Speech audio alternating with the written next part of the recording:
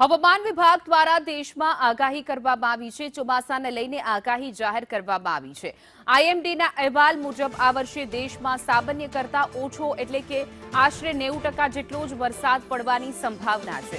ગુજરાતમાં જૂન મહિના દરમિયાન અસહ્ય ગરમીનો પ્રકોપ યથાવત રહેશે. હવામાન વિભાગના મતે ગુજરાતમાં તાપમાન સામાન્ય કરતા વધુ ઊંચું રહેવાની શક્યતા છે.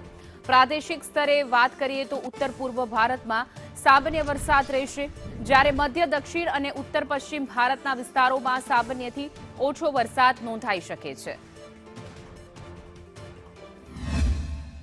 आज जो पूर्वानुमान हम जारी किए हैं इसके हिसाब से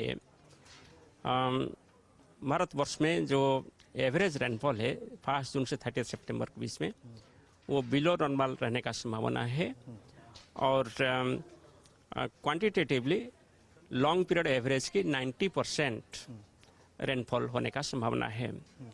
मगर आप स्पेशल डिस्ट्रीब्यूशन देखें तो north eastern states, eastern part of south India और some areas in northern parts of the country जैसे कि जम्मू कश्मीर, लद्दाख, रीजनिंग एरियाज और some isolated pockets in central India, वहाँ नॉर्मल से एबो नॉर्मल रेनफॉल हो सकता है और रिमेनिंग पार्ट से बिलो नॉर्मल रेनफॉल होने का संभावना है.